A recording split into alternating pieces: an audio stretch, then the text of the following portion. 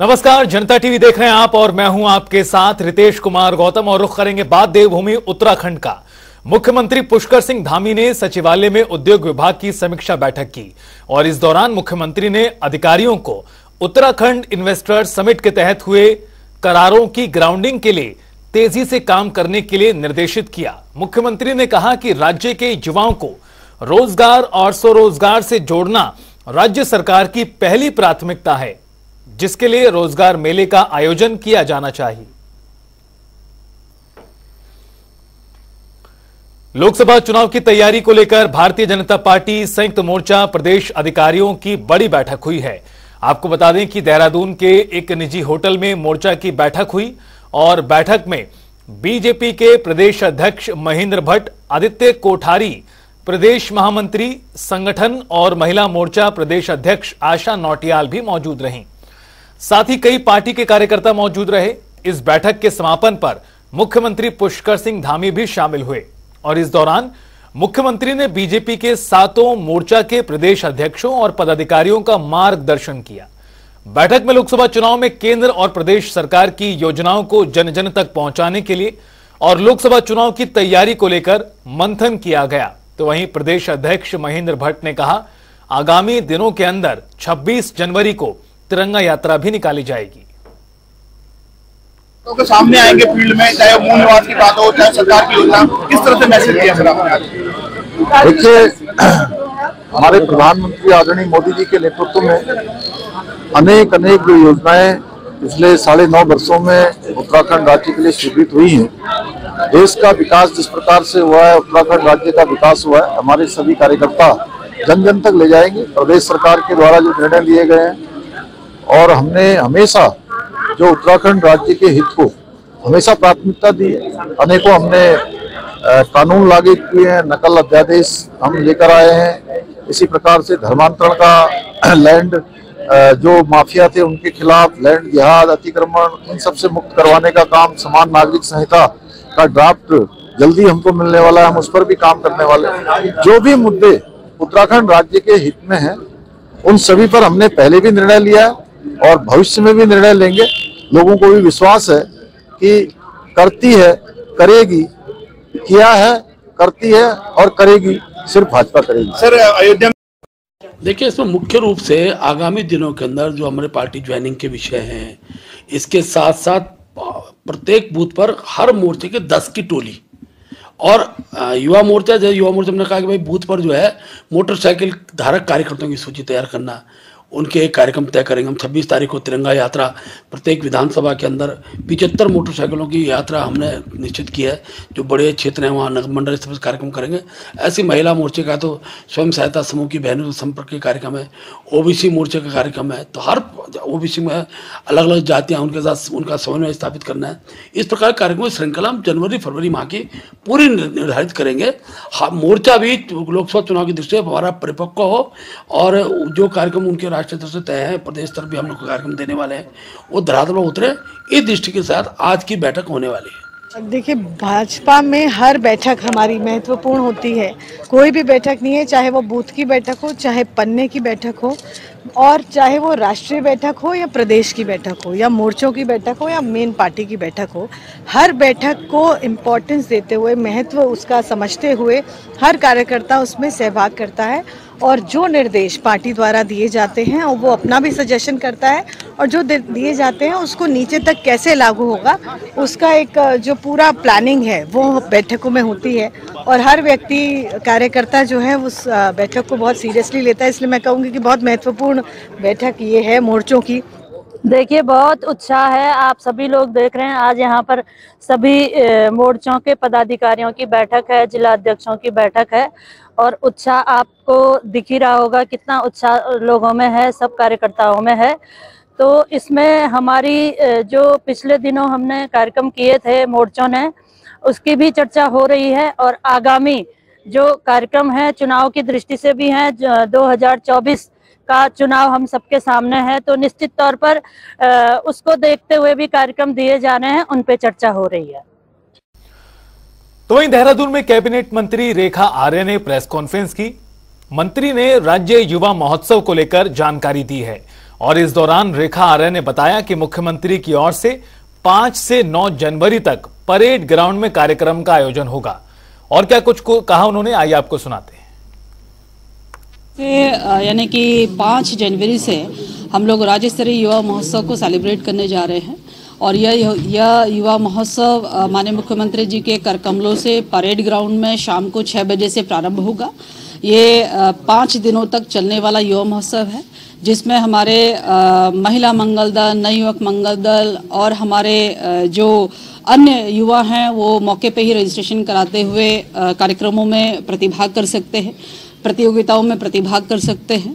और इस युवा महोत्सव के दौरान में हम लोगों की एक कोशिश है कि युवाओं को करियर काउंसलिंग मिल सके और युवाओं को किस प्रकार से स्वरोजगार के दृष्टिकोण से भी वो किस प्रकार से समर्थवान बन सकते हैं, तो इस प्रकार के शख्सियत को भी उन कार्यक्रमों में आमंत्रित किया गया है।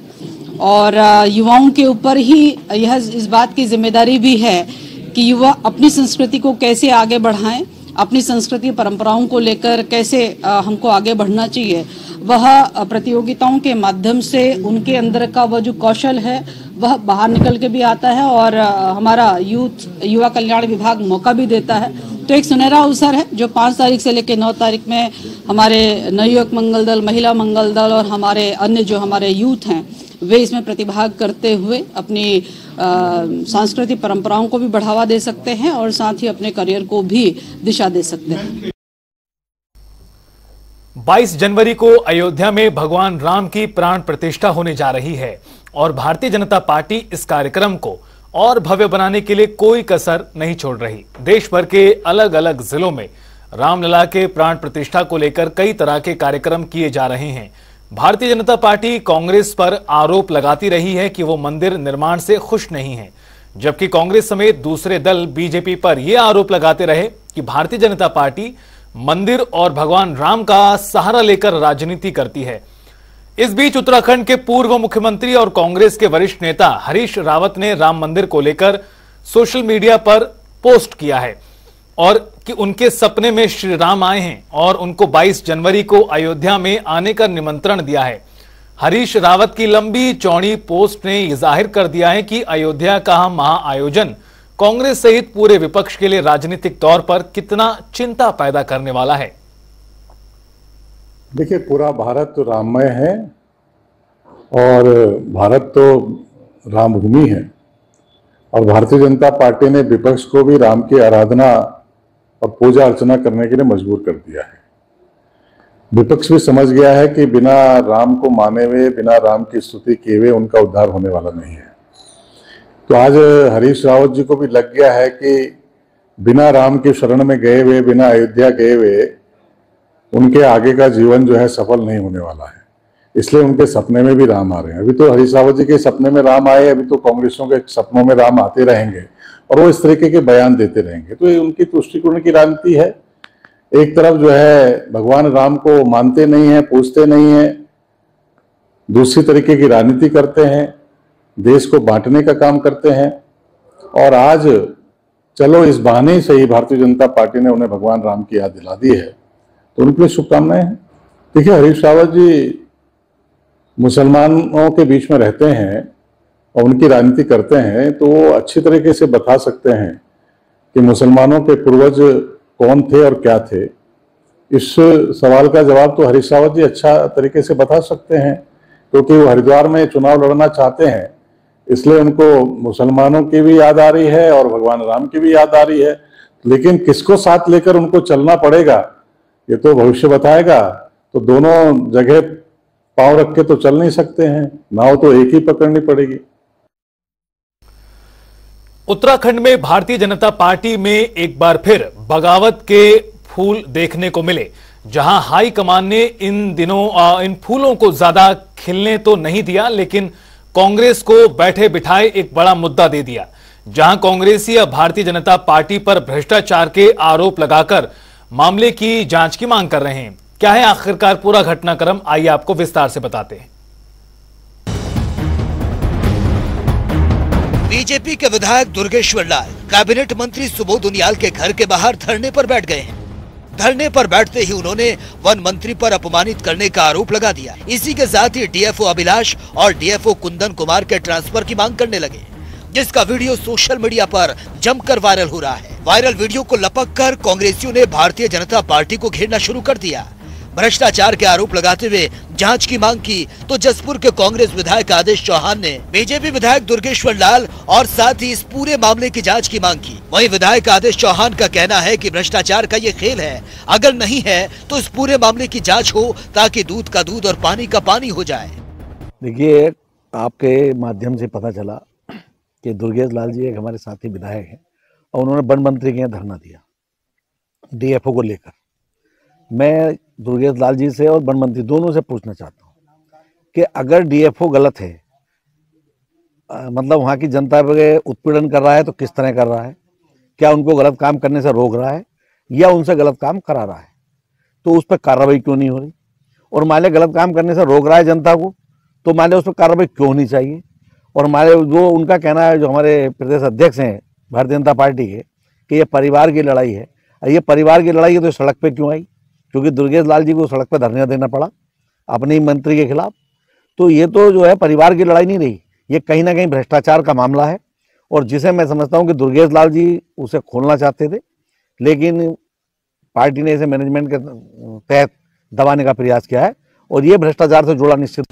वहीं दूसरी ओर इस मामले को लेकर बीजेपी विधायक दुर्गेश लाल प्रदेश कार्यालय पहुंचे और उन्होंने प्रदेश अध्यक्ष महेंद्र भट्ट से मुलाकात की। प्रदेश अध्यक्ष महेंद्र भट्ट ने कहा कि क्षेत्र की समस्या को लेकर अक्सर विधायक और मंत्री उनके पास आते हैं। उन्होंने कहा कि इस मामले को लेकर मंत्री और विधायक से बात हुई है। सभी को कहा गया कि अनुशासन के दायरे में रहकर ही काम करें और उनकी समस्या का समाधान भी किया जाएगा। वहीं इस मामले को लेकर पुरोला से विधायक दुर्गेश्वर लाल का कहना है कि प्रदेश की जनता ही अपनी सरकार चुनती है, जनता सर्वोपरि है, जनता के हित में ही काम करना सरकार की जिम्मेदारी बनती है। मैं एक बात कहना चाहता हूँ भाई, हमारी घर की बात है, घर में झगड़ा होता है, माँ बाप का भी झगड़ा होता है, परिवार में कुछ भी चीज़ें, एक बच्चा अपने बाप से अधिकार से कहता है कि भैया हमें जो है मुझे ये काम चाहिए, ये काम होना चाहिए। तो वही प्रकरण था, मैं माननीय मंत्री जी के पास गया, क्योंकि हमारे प्रदेश के मंत्री है, सरकार के मंत्री है, तो मैं उनके पास गया, मैंने उनको चीज़ें बताई। अब उन्होंने, हो सकता है उनको समझने में कोई कहीं गलती रही होगी, लेकिन चर्चा हुई कई सारी चीज़ों पे, लेकिन वो बात नहीं बनी। तो उसके बाद जो है कोई थोड़ा विषय ऐसा रहा था जिस चीज़ के लिए मैं भी खेद प्रकट करता हूँ और मंत्री जी ने भी खेद प्रकट किया कि भाई ये चीज़ें जो है गर्मा गर्मी में चीज़ें हो गई। लेकिन हमारा विश्वास यही है कि हमारा सबसे पहला जो ध्येय है वो है जनता की सेवा। सबसे इम्पोर्टेंट है पब्लिक की अगर सेवा नहीं करेगा तो कुछ नहीं है। पद भी पब्लिक देती है, मंत्री भी पब्लिक बनाती है, सीएम भी पब्लिक बनाती है, विधायक भी पब्लिक बनाती है। तो जनता सर्वोपरि है, जनता के लिए जो भी कुछ चीज़ें हैं करेंगे। अगर मुझे मंत्री जी से मिलना पड़ा, मंत्री जी के साथ मुझे रोष प्रकट करना पड़ा, वो जनता की आवाज़ थी। के दायरे में उल्लंघन मेरा विषय क्या है कि जब इस प्रकार की परिस्थितियां निर्माण होती है तो थोड़ा संयम रखने की आवश्यकता होती है। अनुशासन का विषय नहीं है, क्योंकि अभी मैंने बातचीत की है, ये अपनी मांग के दृष्टिकोण से गए, वो मांग ठीक प्रकार से माननीय मंत्री जी का आगे उन्होंने रखा है, लेकिन परिस्थिति बस ऐसा स्थिति निर्माण हुई है और दोनों ने इसके लिए खेद व्यक्त किया है और आगे इस प्रकार स्थिति न हो। कमल के फूल के बगीचे में अब बगावत के फूल भी खिलने लगे। हालांकि पार्टी के हाईकमान इन फूलों को खत्म करने में सफल तो रहे, लेकिन कांग्रेसियों ने इसे मुद्दा बना लिया। अब देखने वाली बात ये होगी कि क्या फिर से कहीं कोई बगावत का फूल तो नहीं खिलेगा। जनता टीवी के लिए काशीपुर से अजहर मलिक की रिपोर्ट।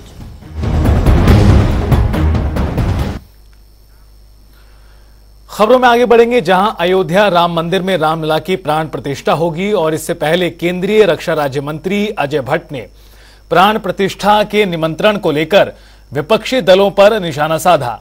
उन्होंने कहा कि श्री राम किसी एक के नहीं, श्री राम सबके हैं। जो लोग पहले राम के नाम पर गलत टिप्पणी करते थे, आज वो लोग अयोध्या में प्राण प्रतिष्ठा के निमंत्रण के लिए ललायित हैं। पूरे देश और दुनिया में जितने राम भक्त हैं और जो राम की मर्यादा को मानने वाले हैं, विभिन्न धर्मों के लोग भी, वो प्रसन्न चित्त हैं और एक उत्साह का वातावरण है चारों तरफ। हमें तो उन लोगों से जो कह रहे निमंत्रण नहीं मिला है, ये कोई लड़की की शादी थोड़ी है, प्रभु आपके भी हैं हमारे भी हैं, निमंत्रण की बात थोड़ी है। प्रसन्न होइए जहाँ हैं, इतिहास रचा जा रहे हैं, वहीं से आप पूजा में ध्यानमग्न हो जाइए। उस दिन आप अगर थोड़ी बहुत योग करते हैं या फिर आसन लगाते हैं, ध्यान करते हैं, तो उस दिन 1 घंटा बढ़ा के लगा लीजिए प्रभु के चरणों में। और चलिए आपको दिखाते हैं 2 मिनट में 10 बड़ी खबरें। मुख्यमंत्री पुष्कर सिंह धामी ने की समीक्षा बैठक, उद्योग और नियोजन विभाग की समीक्षा बैठक। बीजेपी प्रदेश अध्यक्ष महेंद्र भट्ट का बड़ा बयान, कहा दूसरे राजनीतिक दलों के नेताओं में नहीं बची पीएम का नैतिक विरोध करने की क्षमता। मसूरी में कैबिनेट मंत्री गणेश जोशी ने विकास कार्यों को लेकर संबंधित अधिकारियों के साथ की समीक्षा बैठक। पेयजल योजना को तय समय पर पूरा न होने पर जल निगम के अधिकारियों को जमकर लगाई फटकार। उत्तराखंड में प्रशासनिक फेरबदल, 5 आईएएस समेत 6 अफसरों का बदला गया पदभार। ठंड से कांप रहा उत्तराखंड, सुबह का कोहरा बढ़ा रहा लोगों की परेशानी। पुलिस महानिदेशक अभिनव कुमार ने ली बैठक, सभी अधिकारी रहे मौजूद, प्रशिक्षण अनुभाग के कार्यों की हुई समीक्षा। देहरादून में पहले के मुकाबले महिलाओं ने बनाए ज्यादा driving licence, RTO Shailesh Tiwari ने दिया बयान, का हमारा प्रयास महिलाएं टैक्सी भी चलाएं। हरिद्वार में किशोर के हत्याकांड का पुलिस ने किया खुलासा, पुलिस की गिरफ्त में आरोपी अवैध संबंध और संपत्ति के लालच में की थी दोस्त की हत्या। उधम सिंह नगर में सेक्सटॉर्शन में पुलिस ने किया भांडाफोड़, सेक्सटॉर्शन के जाल में फंसाकर झूठे केस में फंसाने की दी धमकी और रंगदारी की मांग, पुलिस ने 3 को किया गिरफ्तार। रामनगर के जिम कॉर्बेट नेशनल पार्क के 13 रेंजों में होगी पक्षियों की गणना, 19 जनवरी से होगी शुरू, विश्लेषण के बाद होगी नतीजों की घोषणा।